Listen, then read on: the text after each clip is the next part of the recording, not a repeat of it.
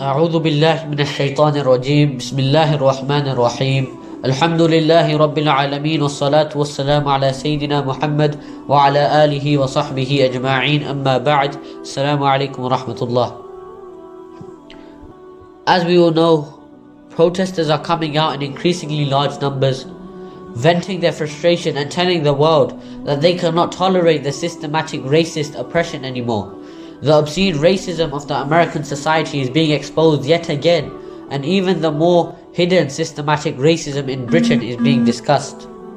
Police brutality, economic standing, employment and even health statistics all show that America, Europe and Britain are very unequal internally, with divisions primarily along lines of ethnicity. Indeed, it is largely the so-called ethnic minorities that are bearing the brunt of the coronavirus pandemic, both as its victims and as key workers dangerously exposed to it to keep the society running. After the open murder of George Floyd against a background of similar murders and absence of justice, it is not a surprise that people should be angry enough to want to break things, either as a demonstration of their anger or simply as an alleviation of the poverty that has been inflicted upon them by the rest of the society. For hundreds of years, America and the capitalist Western states have exploited and discriminated against those whom the powerful elite deem as inferior or lower class. They invent excuses to justify to the rest of the people why such an underclass may be treated this way. Racial superiority was such an idea invented by Europeans to justify their African slave trade. The goal for the capitalists was always the exploitation of labor. Yet the white majority Europeans and Americans latched onto the racist ideas to distract themselves from the fact that they too are just exploited labor for the capitalist elite, yet of a slightly higher class according to their theories. Such arrogance has always been condemned by Islam. The Quran tells of Iblis's arrogant disdain for Adam alayhi salam, which was his downfall. Other religions and moral philosophies have also condemned racism and the superiority complex of its adherents, such that it had largely fallen out of fashion, yet it still has many supporters just below the surface. It has recently started to gain some popularity again as populist leaders have tapped into the growing discontent with the failure of the capitalist economies and stirred nationalism and its equally foul racist sibling to garner support for their grab for power. Trump and populist leaders like him throughout Europe know that scapegoating minority groups is an easy means to activate their support base and to distract them from their own oppression. Hence, the society is divided between the shallow supporters of the populist, despite their own low oppressed status in actuality, and the overtly oppressed minority. And this is all justified with the hateful insinuations, speech, and actions of the populist leadership. The capitalist elite are unaffected by all of this, as they do not really care who their exploited labourers are, so long as they continue to allow themselves to be exploited.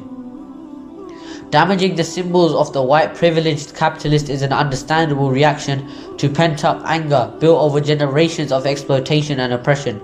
However, the capitalists realize that it is like a pressure valve, which needs to be released from time to time.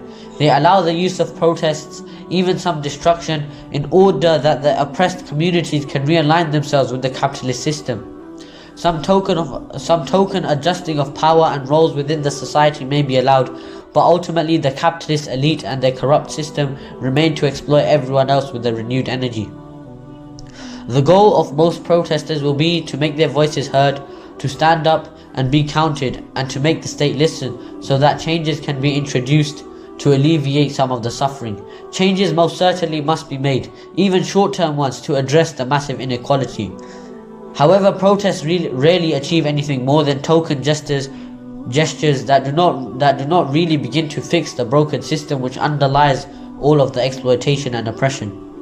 The capitalist system exploits the people by hook or crook, as its secular foundation made everyone believe that might is right and that the majority desire trumps that of the minority. For sustainability, the capitalist elites shared a little of their obscene wealth with a privileged middle class to keep the majority lower class workers in order, justifying the inequality of status and opportunity with all manner of excuses. It is the capitalist ideology with its secular foundation that will continue to oppress and exploit people for as long as it is allowed to do so. If some of the privileged middle class are made to feel guilty for their ill-gotten status and seek absolution from the people on the bottom rung, even sharing a little of their wealth and power with them, it will ultimately not lead to an end to oppression, as the oppressive system still remains. The oppression will just shift onto other people, perhaps overseas, and so the sick cycle continues.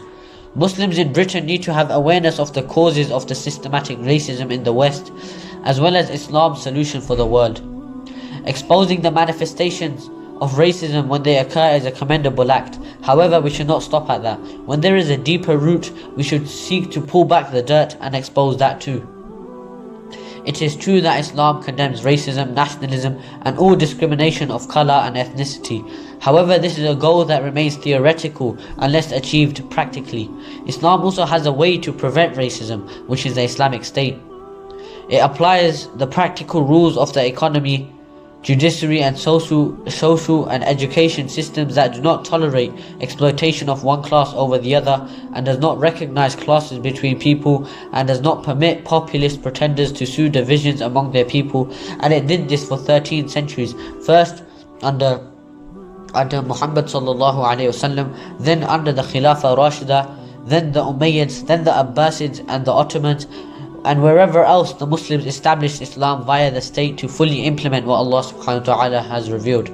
يا أيها الناس إنا خلقناكم من ذكر وأنثى وجعلناكم شعوبا وقبائل لتعارفوا إن أكرمكم عند الله أتقاكم إن الله عليم خبير.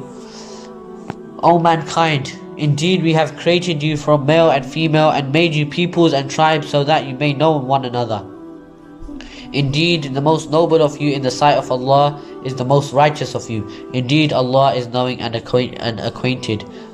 Surah Hujurat, Ayah 13. وآخر دعواهم أن الحمد لله رب العالمين.